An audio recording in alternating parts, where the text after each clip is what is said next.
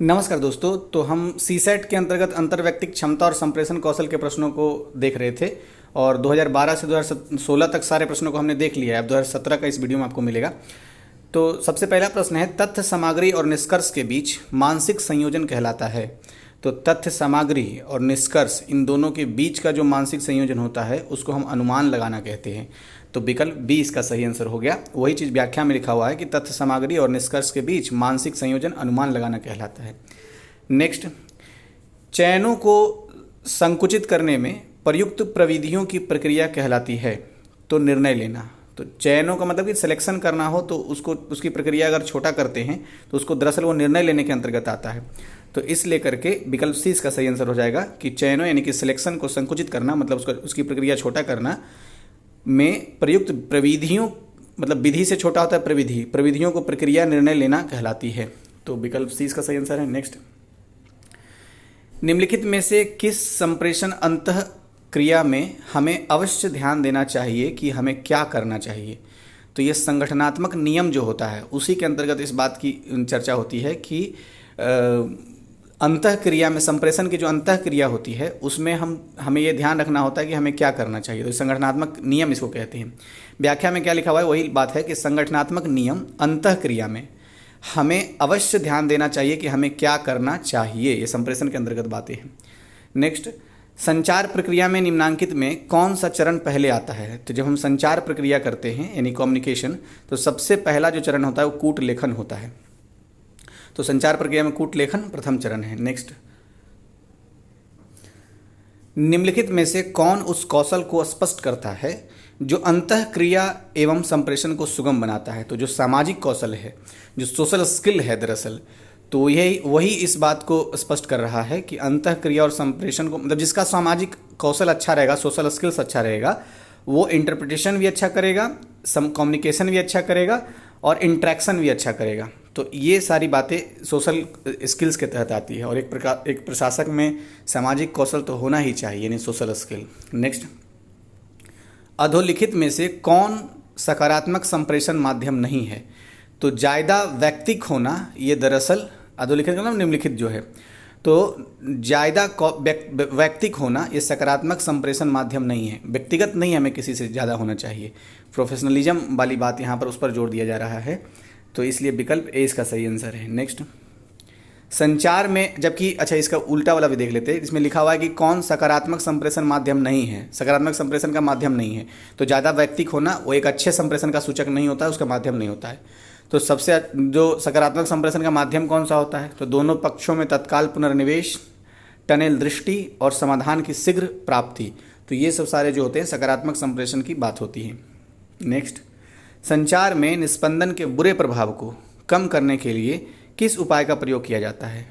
तो लघु परिधिकरण का प्रयोग किया जाता है। विकल्प सी इसका सही आंसर है। नेक्स्ट, औपचारिक दिशा निर्देश एवं प्राधिकरण पदानुक्रम संचार के किस प्रकार के उदाहरण हैं। तो नियंत्रण के उदाहरण हैं। विकल्प ए इसका सही आंसर है। नेक्स्ट, व्याख्या में वही लिखा हुआ है औपचारिक दिशा निर्देश एवं प्राधिकार पदानुक्रम संचार के नियंत्रण प्रकार के अंतर्गत आते हैं मतलब कंट्रोलिंग के अंतर्गत आते हैं कि पदानुक्रम कैसा रहेगा डायरेक्शन कैसी रहेगी ये सब सारा कंट्रोलिंग के अंतर्गत आता है मैनेजमेंट का पार्ट है। नेक्स्ट, समानुभूति के लिए निम्नलिखित में से कौन सही है।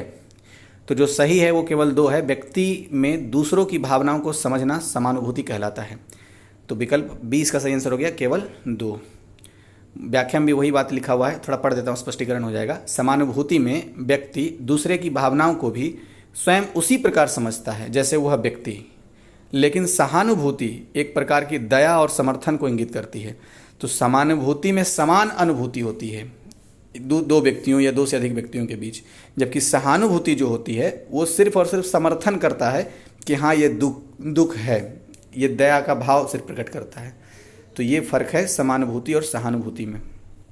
नेक्स्ट, दरअसल इसको और मैं एक लाइन में कहूँ ना तो सहानुभूति जो है इसी का अगला चरण समानुभूति होता है। नेक्स्ट है, संचार में सबसे महत्वपूर्ण शब्द क्या है। तो तुम और हम ये संचार में सबसे महत्वपूर्ण शब्द होता है। तो विकल्प सी इसका सही आंसर है। नेक्स्ट, अशाब्दिक संचार में निहित है। तो भाव भंगिमा देह मुद्राएं भावनात्मक अभिव्यक्ति ये सब सारे अशाब्दिक संचार में निहित है। ये देखिए क्वेश्चन रिपीटेड है। नेक्स्ट, अंतर्वैयक्तिक संबंधों में किससे अधिक समय लगता है, किस में अधिक समय लगता है? तो अंतर्वैयक्तिक संबंधों में विश्वास बनाने में सबसे ज़्यादा समय लगता है, तो विकल्प डी इसका सही आंसर है। तो नेक्स्ट देखते हैं, निम्नलिखित में से कौन द्वंद्व समाधान की अस्वस्थ अनुक्रिया है? तो द्वंद्व समाधान मतलब जो डायलेमा हो जाता है, मतलब ये करूं या वो करूं, तो द्वंद्व समाधान की अस्वस्थ अनुक्रिया में समझौता पाने की क्षमता है, जबकि जो अन्य है वो स्वस्थ प्रक्रिया, जैसे महत्वपूर्ण मामलों को पहचानना और अनुक्रिया करना यानी रिस्पॉन्स देना। सी नंबर में भूलने या विस्मृत करने और क्षमा करने की तत्परता। या फिर तीसरा है यह विश्वास कि दोनों पक्षों के हितों की रक्षा की जा सकती है। तो ये सब सारे क्या है, स्वस्थ अनुक्रिया है, स्वस्थ रिस्पॉन्स है, एक तरीके का हेल्दी रिस्पॉन्स होता है द्वंद्व के समाधान के पक्ष में। जबकि समझौता पाने की अक्षमता जो होती है ये अस्वस्थ अनुक्रिया होता है, अच्छा नहीं माना जाता है। नेक्स्ट, निम्नलिखित में से किसका प्रयोग अंतर्वैयक्तिक संबंधन व्यक्त करने में नहीं किया जाता है? तो जीवन कौशल का प्रयोग अंतर्वैयक्तिक संबंधन व्यक्त करने में नहीं किया जाता है, जबकि लोक कौशल, मृदु कौशल और संगठनात्मक कौशल इन तीनों का प्रयोग किया जाता है। तो विकल्प सी इसका सही आंसर हो गया।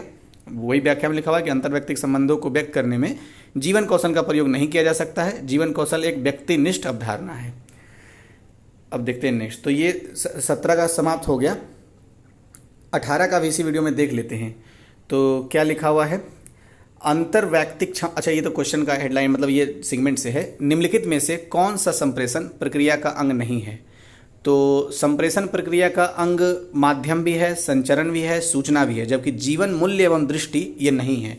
ये दरअसल इसी वाले क्वेश्चन से, जो इसका लास्ट क्वेश्चन था ना जीवन कौशल, मतलब 2017 वाला, उसी से ये बना हुआ क्वेश्चन है। व्याख्या में वही लिखा हुआ है, फिर से एक बार पढ़ देता हूँ। माध्यम, संचरण तथा सूचना संप्रेषण प्रक्रिया का अंग है, मतलब संप्रेषण प्रक्रिया का अंग है, जबकि जीवन मूल्य एवं दृष्टि इससे संबंधित नहीं है, ये संप्रेषण प्रक्रिया का अंग नहीं होता है। नेक्स्ट क्या लिखा हुआ है, निम्नलिखित में से कौन सी विशेषता सामाजिक रूप से वंचित व्यक्तियों के लिए उचित निर्णय लेने के लिए सर्वाधिक महत्वपूर्ण है? तो परानुभूति जो है सबसे ज़्यादा महत्वपूर्ण है, तो विकल्प ए इसका सही आंसर हो गया। नेक्स्ट, अच्छा इसकी व्याख्या भी देख लेते हैं। परानुभूति एक ऐसी, अभी हमने क्या पढ़ा था पिछले वाले में, सहानुभूति और समानुभूति, तो परानुभूति एक आ गया। परानुभूति एक ऐसी विशेषता है जो सामाजिक रूप से वंचित व्यक्तियों के लिए उचित निर्णय लेने के लिए सर्वाधिक महत्वपूर्ण है, तो इसको परानुभूति बोलते हैं, मतलब दूसरे के अनुभूति करना।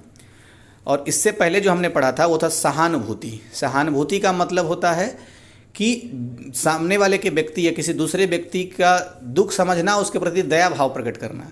जबकि समानुभूति का मतलब ये होता है कि दूसरे के दुख जिस प्रकार से वो महसूस कर रहा है उसी प्रकार से अगर पहला वाला व्यक्ति भी महसूस करे तो समान अनुभूति करे, तो उसी को समानुभूति कहते हैं। ये एथिक्स का मामला है, मतलब एथिक्स के कॉन्सेप्ट हैं। नेक्स्ट, किसी संगठन में अधिकारी तथा अधीनस्थों के मध्य नियमित अंतरक्रिया का सबसे बड़ा लाभ यह है कि यह प्रभावी निर्णय निर्माण को सुगम बनाती है। ये किसी भी संगठन में अधिकारी तथा अधीनस्थों के मध्य नियमित अंतरक्रिया, मतलब जो अधिकारी ऊपर टॉप लेवल के हैं और जो उनके नीचे काम करने वाले हैं, उनके मध्य अगर समय समय पर एक निश्चित अंतराल पर अगर अंतरक्रिया इंटरेक्शन हो रहा है तो इसका सबसे अच्छा लाभ होता है कि अच्छा इफेक्टिव डिसीजन लिया जा सकता है। नेक्स्ट, इसलिए कहते हैं कि संप्रेषण कम्युनिकेशन गैप नहीं होना चाहिए। नेक्स्ट है, उच्च अनुरूपता समूह में लिए गए अतार्किक निर्णय कहलाते हैं, तो ये समूह सोच कहलाते हैं। विकल्प बी इसका सही आंसर हो गया।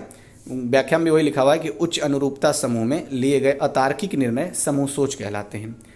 नेक्स्ट है, निर्णय लेने की कौन सी पद्धति सर्वाधिक उपयोगी है? तो दृढ़ता परक जो निर्णय लिया जाता है वो सबसे ज़्यादा उपयोगी होता है, कि मतलब सोच समझ के निर्णय लेना, और एक बार जब निर्णय ले लेना तो फिर उससे पीछे नहीं हटना। वो सुना है ना कि जब मैंने एक बार कमिटमेंट कर दी तो फिर मैं अपने आप की भी नहीं सुनता, वो कुछ उस तरह की बात है ये दृढ़ता परक।